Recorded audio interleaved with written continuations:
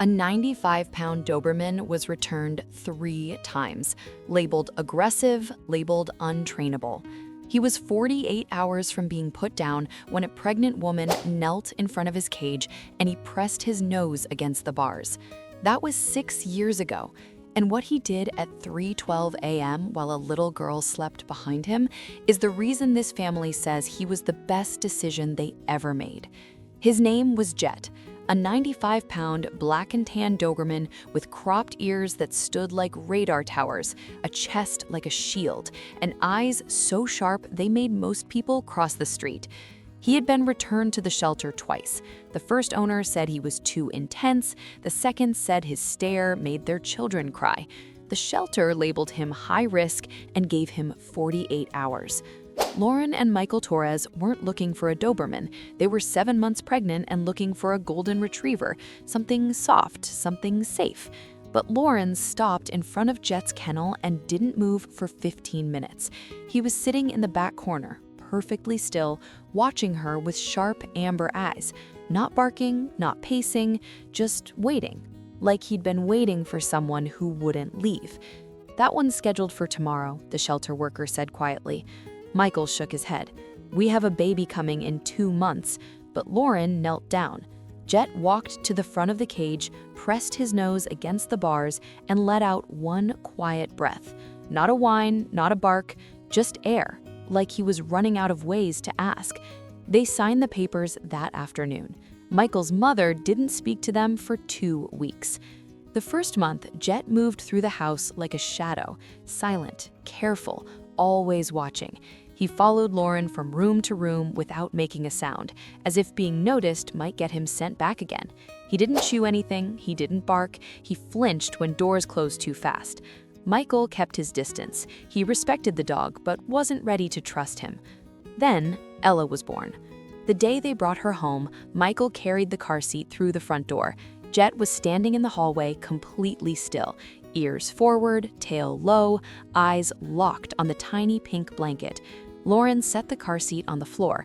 Jet walked over slowly, sniffed the blanket, sniffed Ella's hand no bigger than his nose, then lay down beside the seat and pressed his body against it. He didn't move for 3 hours.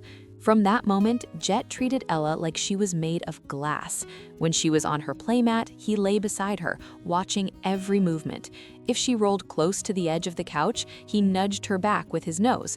When she started crawling, he walked beside her at half speed, blocking doorways and stairways with his chest like a living gate.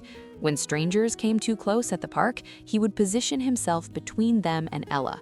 No growling, no barking, just 95 pounds of silent, absolute presence. Here's something most people don't know about Dobermans. They rank as the 5th most intelligent dog breed in the world. They don't just follow commands, they read rooms, they read emotions, they read intentions. And Jet read Ella like his entire purpose depended on it. Every morning at 6:10, Jet would stand at Ella's crib, not barking, not whining, just standing with his nose level with the rail, waiting for her eyes to open. The second she blinked awake, his tail would start going like a metronome set to maximum. Lauren said it was the only time he ever looked truly happy. Stories like these are exactly why we do what we do. When Ella was 3, they took her to the beach for the first time. Jet had never seen the ocean. He stood at the edge of the water, ears forward, watching the waves like a threat he hadn't assessed yet. Ella ran straight in. Jet was beside her in 2 steps, walking into the surf up to his chest, positioning himself between her and the deeper water. Every time a wave pushed her back, he braced his body so she could grab his collar. Lauren watched from the shore and cried. Michael recorded it. They still watch that video on bad days. By 5, Jet was her alarm clock, her bodyguard, her pillow during movie nights, and the only one she'd let sit next to her during thunderstorms. She'd wrap her arms around his neck and press her face against his chest, and he would sit perfectly still until the last rumble passed. Ella's favorite game was reading to him. She'd sit on the floor with a picture book and read every page out loud, while Jet lay beside her, eyes slowly closing. He fell asleep by the second page every single time. She didn't mind. She'd keep reading anyway, patting his head between pages like she was making sure he was comfortable. I see you're still watching, but you haven't subscribed yet. That stings a little. Hit subscribe. You're going to want to hear what happened on this night. Then one night, when Ella was 6, something happened at 3:12 a.m. on a Wednesday in November. Michael and Lauren were asleep. Ella was in her room. Jet was in his usual spot outside her door, facing the hallway. At 3:12, Jet started barking, not his usual low, alert bark. This was sharp, explosive, relentless, a bark that shook the walls and vibrated through every room. Michael had never heard him make that sound. He ran to the hallway. Jet was standing at the top of the stairs, body rigid, every muscle locked, staring down into the darkness. Michael looked. The back door was open. A shadow moved through the kitchen. He grabbed his phone and called 911. Jet didn't move from the top of those stairs. He stood there like a wall between whatever was downstairs and the 6-year-old girl sleeping behind him. He barked twice more, deep, final, the kind of bark that ends conversations before they start. By the time police arrived, whoever had been inside was gone. Forced lock on the back door, muddy footprints across the kitchen floor, an open window where they climbed out. Nothing was taken. The officer said whoever broke in heard Jet and decided their life wasn't worth whatever they came for. The officer looked at Jet, now sitting calmly beside Ella's door, and said, "That dog didn't protect your house, he protected your daughter." Michael sat down next to Jet for the first time.